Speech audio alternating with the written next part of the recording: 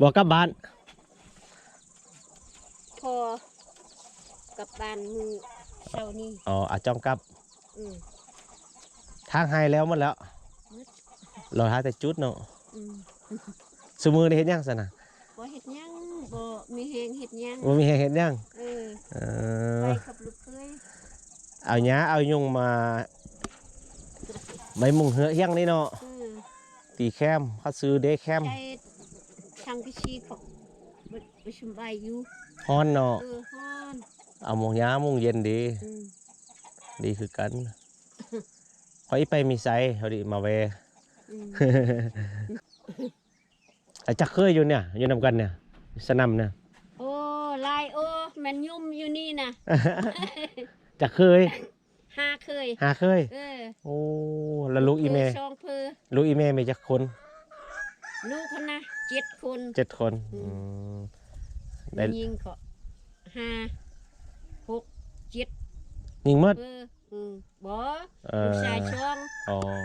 อาเมียกองเทียงคนนึงเอาบ้านนี้คนนึงกูก่อนนะ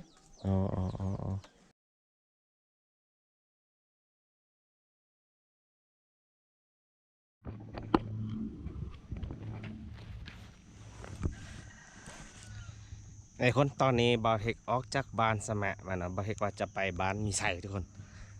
พอดีเขาผ่านสนามอยู่นี้3-4 ลังเนาะเดี๋ยวบาวเทคจะพาทุกคนเขาไปเบิ่งที่บรรยากาศอยู่สนาม3-4 ลังนี้นะทุกคนเนาะอาจจะเป็นชาวบ้านมีไส่นะทุกคนที่ว่าเพิ่นมาตั้งสนามอยู่แคมป์ทางนี้เนาะบาวเทคเดินทางออกมาจากบ้านสมะนะทุกคนเนาะว่าจะไปทางเส้นนี้เนาะไปที่บ้านมีไส่เนาะแต่ว่าเขามาเจอสนามนี้เขาจะเข้าไปเบิ่งนะครับว่าบรรยากาศอยู่สนาม3-4 ลังนี้เป็นอะไรเดี๋ยวเอาไปเบิ่งเลยเนาะ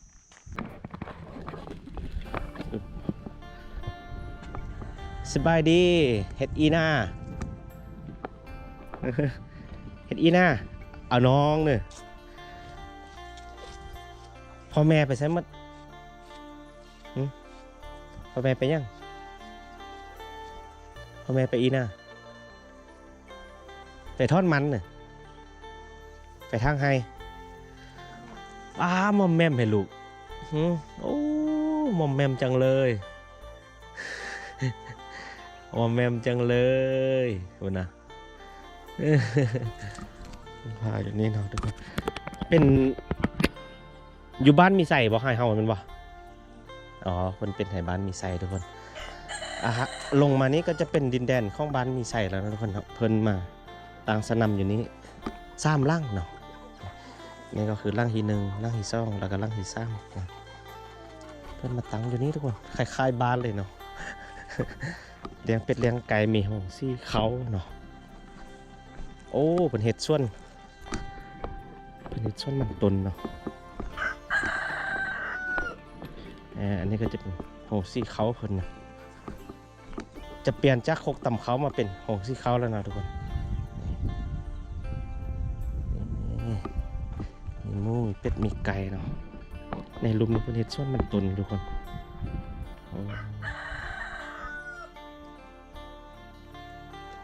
เพิ่นบ่อยู่เนาะอยู่แต่3 คนน้อยๆเนาะไปเบิ่งกันเขาจะโอ้หลังนั้นอาจจะมีคนอยู่เนาะโอ้ต้นมะม่วงเป็นดอกล่าจัง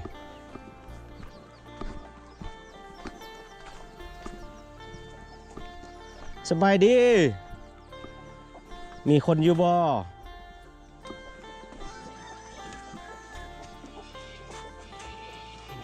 อยู่ บ่ได้ไปยังบ่จ้องห้างไฮแล้วทอดมันตนกันแล้วอยู่ส่วนนี้ของผู้อื่นบ่ค้างบ้านนี่เป็นส่วนของผู้อื่นนะผู้น้อยๆไปยังมดซะน่ะซอกแคมมาค่ายเนาะเขาจะซื้อโหลเขาได้อยู่บ้านเขา10 ปลายพัน15นะผู้น้อยกินขนมบ่เอาขนมมาตัวนี้ดี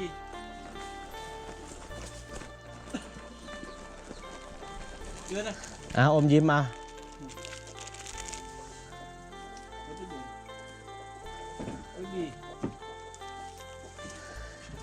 จักล่างสนามอ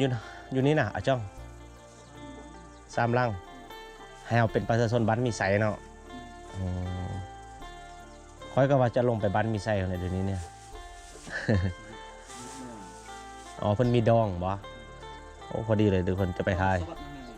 ดองไอ้สวัสดิ์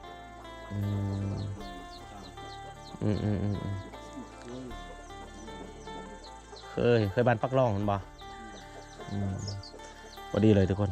เอาชิดลงไปหาเก็บภาพบรรยากาศอยู่ที่งานดองบ้านมีไสให้ทุกคนได้เบิ่งเนาะ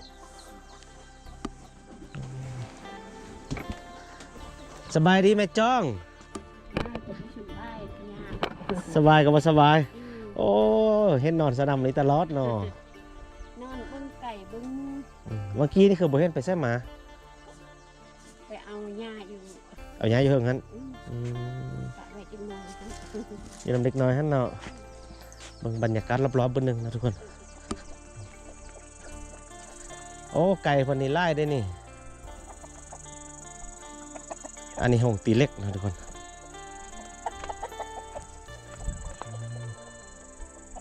หงตีเต่าตีเล็กสนะเนาะตีมิดตีพาตีแวก3 ลังทุกคนนะเป็นประชาชนชาวบ้านมีไสเนาะเมืองไสสถานแขวงไสยบุรีบ่เฮ็ดจะเดินทางไปบ้านมีไสนะทุกคนแต่ว่าเอามาพานสนามหรือว่าขนำข้าเจ้าอยู่นี้นะ3-4 ลัง บอกกลับบ้านพอกับบ้านมือเช้านี้อ๋ออาจ้องกลับทางให้แล้วหมดแล้วเราหาแต่จุดเนาะสมือได้เห็นยังสินะบ่เห็ดยังบ่มีแหงเห็ดยังบ่มีแหงเห็ดยังไปกับลูกเคยเอาหญ้าเอายุงมาใบมุงเหือเฮียงนี่เนาะตีแคมเขาซื้อเด้แคมทางพิชีเขาไปชุมใบอยู่ฮ้อนเนาะฮ้อนเอามุงหญ้ามุงเย็นดีดีคือกันเขาไปมีไซเขาดิมาเวแม่กับกินยังนะลูกไปกินยังอยู่ชิวได้ยังกินเสากินแรงขาไก่โอ้โตคนมีมันยังกินปลาเด้ปลาเคยไปชอกโอ้ไปซอกน้ำห้วยเนาะบ้านนี้มีนาเด้ทุกคนเนาะแล้วก็มีห้วยไล่บอน5 ป้าก็ยังพอมีนะบ่เคยมาห้าพระเจ้าอยู่ห้วยโพผักกุดก็ไล่บ้านนี้ทุกคนนะบ้านมีไส้เป็นบ้านที่ว่ามีนาทีติดกับบ้านสมาทุกคนเนาะแล้วก็ติดกับห้องซ่าเนาะติดกับบ้านผู้แรงใต้ผู้แรงเนื้อเนาะทุกคนดินแดนของเมืองห้องซ่าลูกอยู่มาแต่ดอยมานี้เท่านึงละเด้ตอนนั้นเด้บ้านแท้ๆบ้านเกิดอยู่สนาคามมาเฮ็ดเวียกอยู่ดอยครับแล้วก็มีชายแดนติดกับบ้านขอนเปียดทุกคนเนาะเป็นดินแดนของเมืองสยบุรีนะมีชายแดนติดกับเมืองสยะแล้วก็เมืองฮงซ่านะทุกคนเฉพาะบ้านมีไสแล้วก็เป็นบ้านสุดท้ายที่ว่าอยู่เบื้องทางนี้เนาะมันจะมีเส้นทางตัดออกมา2 เส้นก็คือบ้านมีไสกับบ้านสมะแล้วก็ออกไปเมืองเนาะแม่ไปหุงหม้อ5 มือ 6 มือเป็นอีน่าเป็นปอดอักเสบอ๋อไปปัวอยู่แข้งคุณวะหุงหม้อแข้งหุงหม้อแข้งแล้วดีแล้วดีเกิดมาดีก็บ่ได้ใบออกบ่กินเหล้าไล่เอาลูกมือยากบ่กินเหล้ากินเบียร์แหละเอานะเป็นกินเหล้าไล่เจ็บก่อเป็นปอด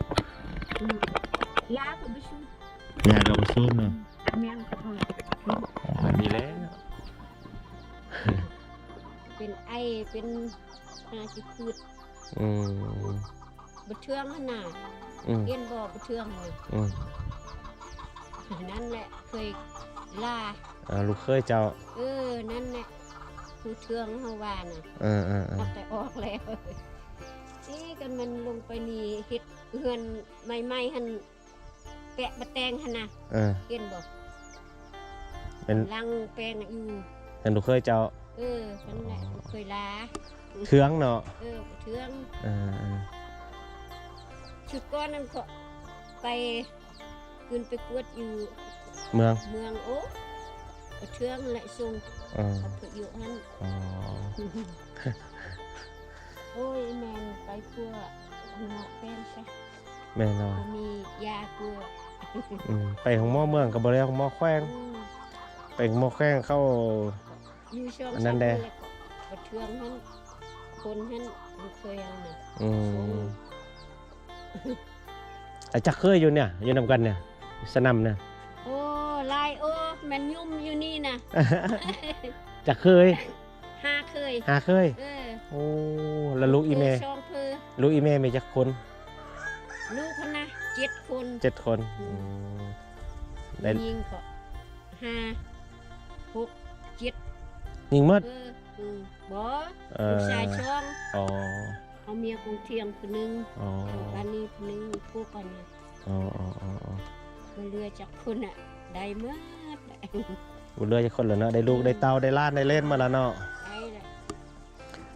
ล้านนั้นก็ได้พัวละแล้วอันนี้ไม่เฮือนไพ่บ้านเนี่ย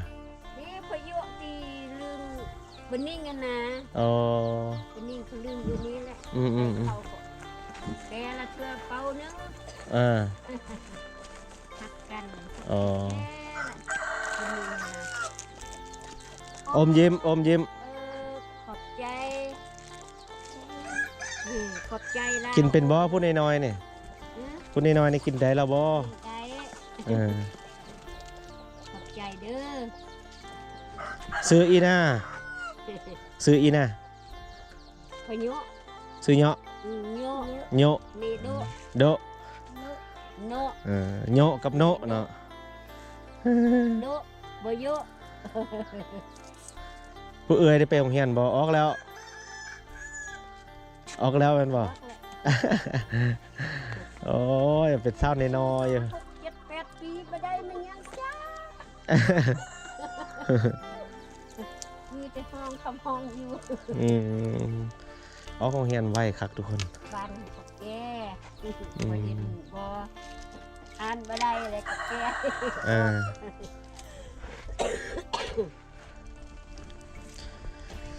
นี่ได้เข้าหน้าได้เข้าปักลงโอ้ยาขนมแล้วญาติเอื้อยแล้วจิโอ้นี่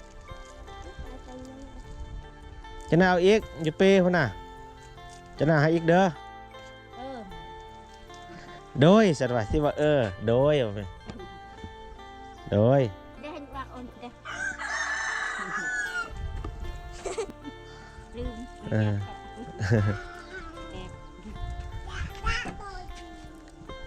เราเขาได้ดกกะเขาได้ดกบ่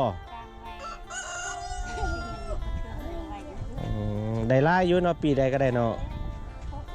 เฮ็ดแถวได้ให้เขามอทางนี้เนาะ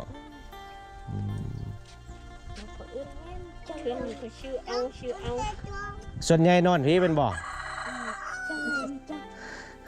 เขาจะนอน มันใกล้บ้านได้ทุกคน ใกล้บ้านออกจากบ้านมาก็ถือว่าใกล้ได้ออกจากนี้ไปพุ่นก็ยังใกล้อยู่นะที่ว่าบ่เฮ็ดจะไปนี่แหละเนาะอยู่บ้านพุ่นนะบ้านไปทางนั้นพุ่นเนาะเส้นทางก็คือไปนี้ขึ้นไปถึงก็คือจะเป็นบ้านมีไซบ้านสมะนะแล้วก็ลงไปลุมนี่ก็เป็นมีไซนะทุกคนบริเวณแถวๆห้วยนี่บ่เฮ็ดมาดูทุกคนเนาะมาหา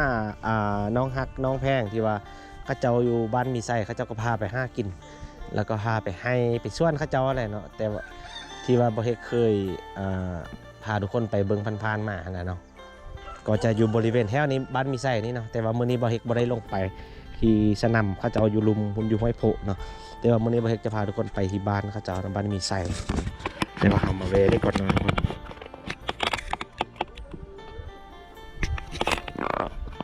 เฮ้ยกินขนมแล้วแซ่บบ่รอป้อง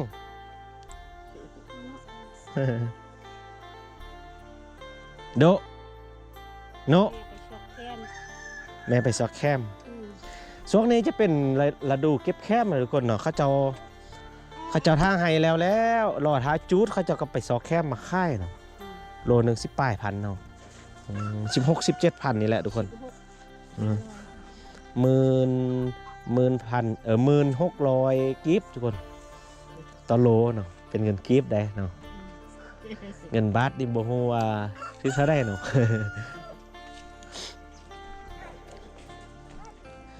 มุงยะเพิ่นว่าเพิ่นยักอยู่ตัวสนามมุงยะเนาะเพราะว่ามันเย็นดีท่านทุกคนมุงสังกะสีมันฮ้อนเพิ่นว่า ก็แม่นความจริงเลยทุกคนมุงสังกะสีนี่มันฮ้อนมันเอาน้ำแดดฮ้อนมักมองปีนี้เป็นดอกไล่นี่เราเข้าขกไก่นะติดกันเลยเนาะอ๋อไก่เป็นไล่ได้ตัวมันง่ายนึงนี่ไก่เลี้ยงธรรมชาติอันนี้คือสีแซ่บดีทุกคนนะเนื้อมันคือสีแน่นดี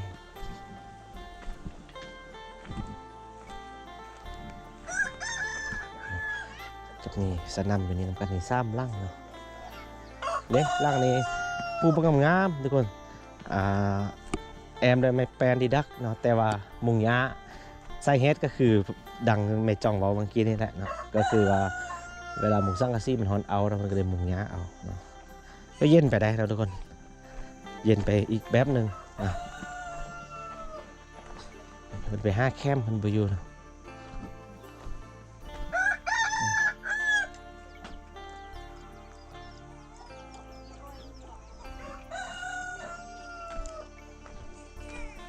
เส้นทางไปเนาะบ้านมีไซประเทศพอดีมาเห็นแล้วก็ได้ว่าแวะทุกคนนะบรรยากาศนี่เห็นเด็กน้อย3 คนอยู่นี้แล้วก็ได้แวะเข้ามาเบิ่งเนาะบรรยากาศก็ถือว่าคักอยู่ทุกคนนะส่วนใหญ่ประชาชนเขาเจ้าก็มาปลุกสนำอยู่ในนี้แหละเนาะมันใกล้บ้านแต่บ่มีรถเที่ยวนะเนาะเขาเจ้าก็มานอนอยู่ที่ต่างอาศัยเฝ้าเป็ดเฝ้าไก่เพิ่นหายยังลูกหายยังเอาอีกบ่อยากกินขนมอีก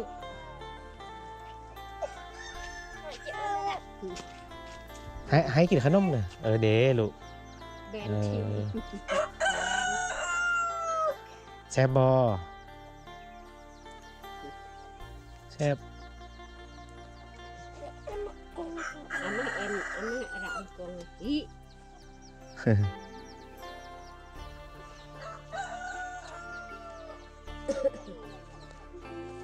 จ้องไปเวียกวะลงไปเวียกหรือว่าไปดองเข้า บ่ ต้องไปบ้านซื่อๆเนาะยามลานน้องอีจับเอาให้น้องจับเองจับเอาเองจับเลยตกละล่างเอาดึกซิมแท้เนาะเป็นลางเอ็มเนาะจับมาเอามาสิโอเคทุกคนเฮาสิเดินทางต่อนะครับสิไปที่บ้านแหละเนาะบ้านมีไซเนาะกลับกันเด้อไม่จ้องเด้ออีไปมีไซมากันเด้อ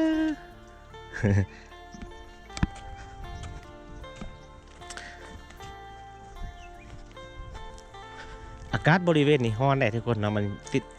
กับดินแดนของเมืองไซยะแล้วเนาะอากาศมันก็จะคล้ายๆอยู่ไซยะเนาะ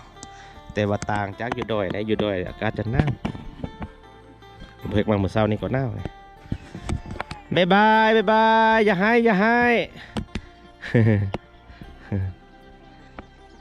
ไปทุกคนเราเดินทางต่อเนาะไว้เจอกันวิดีโอต่อไปเด้อทุกคนเด้อเดี๋ยวบ่เฮกไปเก็บภาพบรรยากาศในงานดอกเขาจะให้เบิ่งนะ